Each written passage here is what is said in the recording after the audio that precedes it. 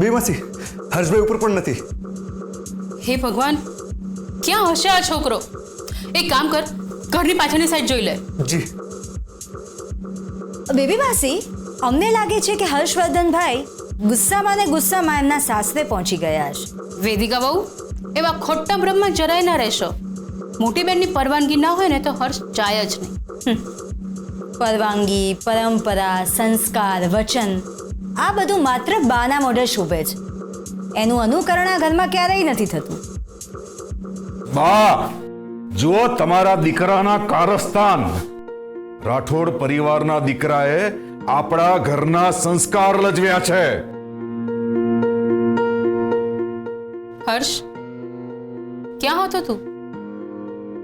ઘરના દીકરા ત્યાં હતા જ્યાં એમણે નહોતા હોવું જોઈએ. આખી જિંદગી પોતાની મનમાની કરીને પોતાની મરજીથી જીવ્યા છે ને, એનું પરિણામ છે આ બધું. શાની આટલી બધી જોર જોરથી બૂમ કરી રહ્યા છો?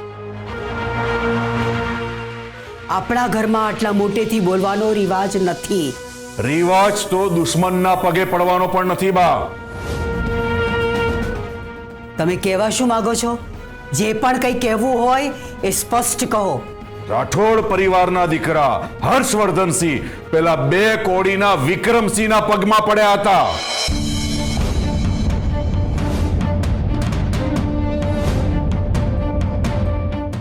જે પરિવાર સામે લોકો માથું ઝુકાવીને વાત કરે છે ને, એ પરિવારના દીકરા પેલા આબરૂ વગરના વિક્રમસિંહના પગમાં માથું ઝુકાવીને બેઠા હતા.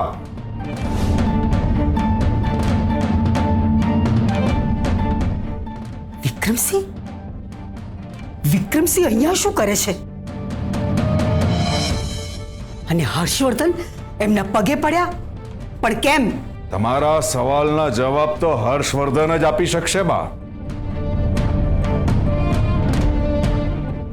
હર્ષવર્ધન, આ શું માંડ્યું છે તમે? શરમ નથી આવતી તમને વિક્રમસિંહના પગમાં પડતા? અમારી આબરૂ તો તમારે વિચાર કરવો હતો. શું હકીકત છે એ અમને ચોખ્ખે ચોખ્ખું કહો. હર્ષવર્ધન, તમારે તમારી બાને જવાબ આપવો જ પડશે. હર્ષ, શું થયું છે બેટા? મોટી બેને તને કેસરને ત્યાં જવાની પરવાનગી આપી દીધી છે. અરે ઊભો છે શું? જાય ને લઈ આવ. હમણાં તો કેટલી ઉતાવળ કરતો હતો તું. બેબી, તમે ખોટો સવાલ કરી રહ્યા છો. આ એમને એ પૂછો કે વિક્રમસિંહના પગે કેમ પડ્યા હતા.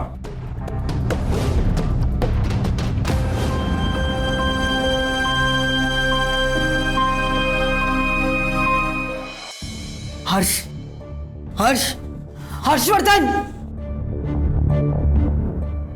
જોયું બા, હર્ષવર્ધનભાઈએ તમારા સવાલનો જવાબ જ ના આપ્યો. આ તો તમારું અપમાન થયું કહેવાય ને. બેબી માસી, અમે કહ્યું હતું ને કે આ ઘરમાં વચન, પરંપરા, સંસ્કાર એ ફક્ત બોલવા માટે છે. એનું અનુકરણ ક્યારેય નથી થતું.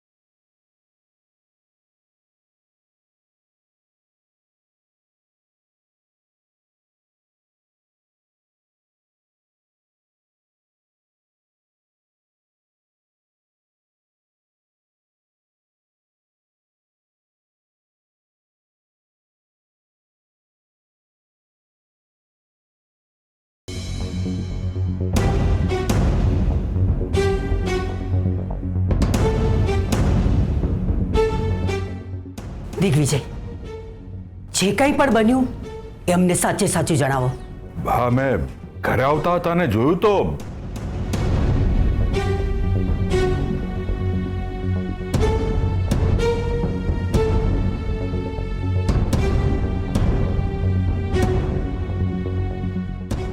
આ ચાલી શું રહ્યું છે?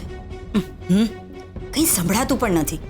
હર્ષવર્ધનભાઈ દેરાણીને લેવા જવાના હતા ને? રૂમમાં કેમ જતા રહ્યા? અને આમણે પણ બહાર એવું કીધું કે હર્ષવર્ધનભાઈ વિક્રમસિંહના પગે પડ્યા હતા. યસ.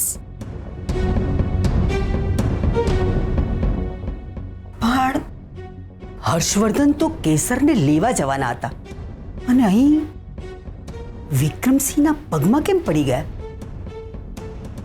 વિક્રમસિંહ અહીંયા કેમ આવ્યા હતા એની જાણ થઈ તમને? આવ્યો હશે કોઈ બહાનું ઊભું કરીને રૂપિયા માંગવા માટે. અમને એમનો ઈરાદો કંઈ ઠીક નથી લાગી રહ્યો.